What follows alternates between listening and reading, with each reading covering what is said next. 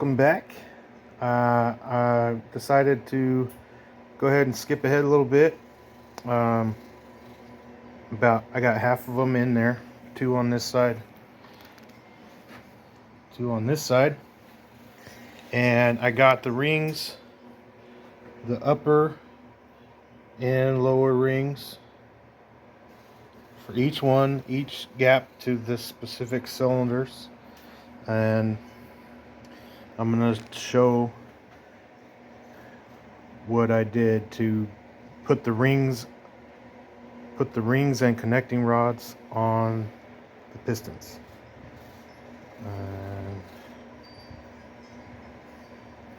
put the bearings and the connecting rods, push it in with the ring compressor. I'll show one of them, and because it takes a minute, because they're all the same. Make sure that you know which way that this is going to be oriented, up, or they're all going to be the same though. So first thing first, I'm going to put one of these clips in.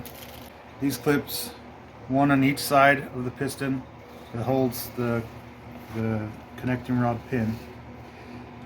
And I looked up and found that the easiest way to do it is to stretch these out like a spring. Not too much because you don't want to break them. Stretch them out and put them in there. It's going to take a little bit of effort. Alright, once you get it in there, you want to make sure that it gets in the groove all the way around. Get the next rod. I've already cleaned these. You got to clean all the machining oil, grease off of them. The beveled side goes towards the crank journal, and the flat side goes towards the other connecting rod that shares the journal. So remember, it's going to be like this, and since this is the even side, it's going to be over, you're going to want the journal side that way, so it's going to go in like that.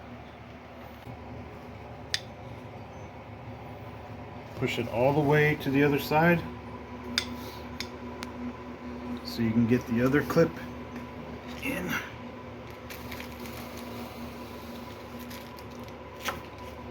They shouldn't be caught up on anything, it should be free moving.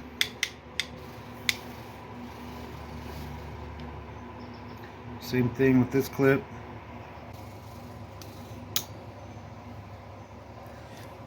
Make sure that it's in there all the way. And there you go. Connecting rod on. Piston corrected facing the correct way. The beveled side is going towards the crank journal wall. And I'm going to put the rings on. You want to start, I start with the bottom because they're going on like this. Start with the bottom one, then the second, then the top. I have these oil ring support rails which go underneath the oil ring.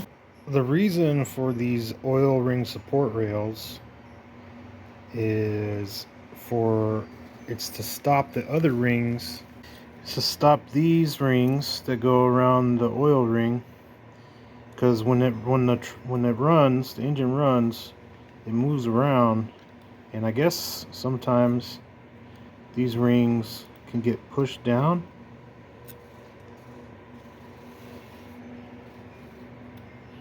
It can go down like this and cause all sorts of problems. I don't know how, but anyway. I've never used these bottom rings supports, but it seems like a good idea if that's a possibility right there. Just an extra piece. It's got this dimple. You want the dimple facing down, and you want it in this gap right here where the connecting rod pin is. You go dimple in this gap. Next, you want to put this piece in, because it has, you can kind of see it's got a little lip right here and on the other side that catches the rings. The gap in this ring towards the top.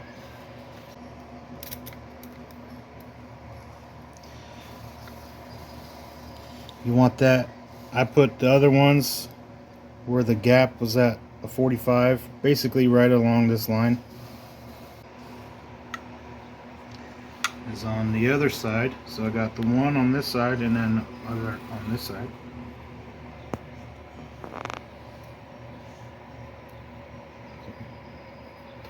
Ish, close.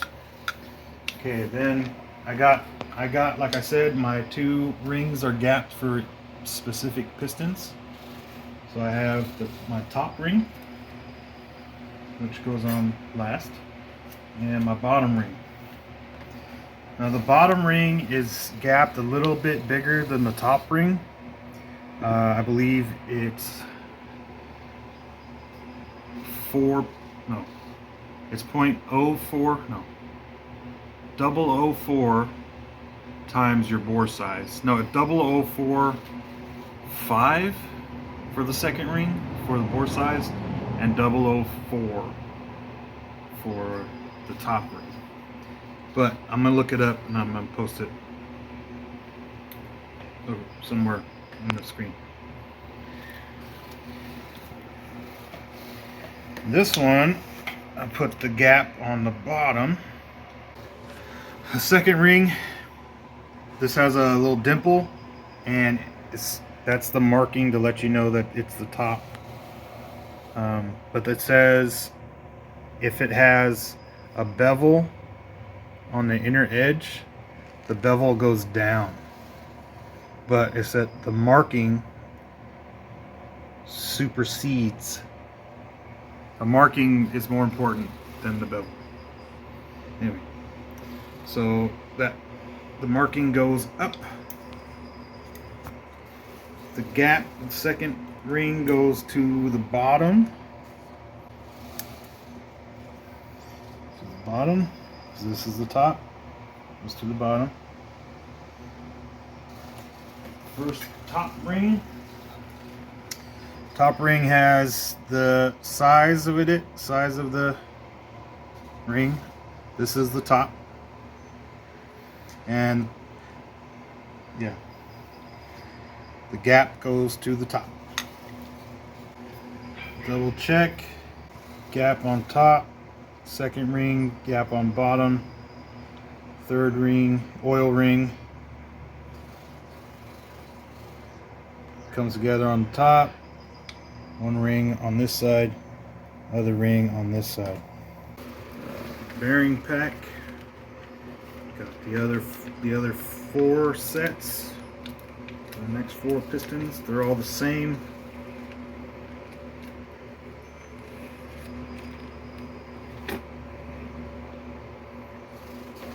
Got to clean off machining oils. You want the surfaces between the outside of your bearing and the connecting rod to be completely dry. You don't want anything in between them, because you don't want them moving.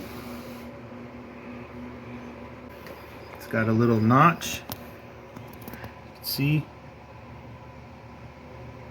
Just match them up. It should click into place. Same thing, notch, notch.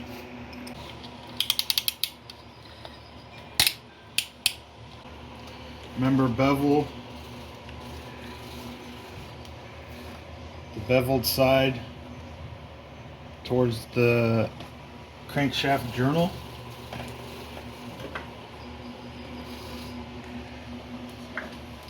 I've been putting a crankshaft, been spinning it so the journal is furthest point from me. Make sure it's going in straight.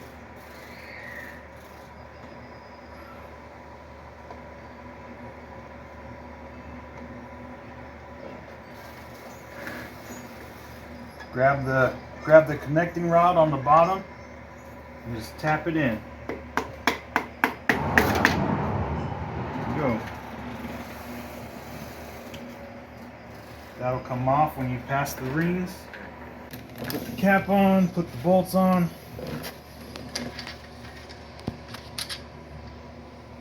I've been putting the bolts on and then torquing them to about 40 pounds. They're supposed to be, so I have 7/16 by 1.8 ARP 8740. It should be at 63 foot-pounds. Torque bolts in 2 steps to the recommended torque. So I'm putting them to 40, and then when I get them all in, I'll hit them again to go to 63.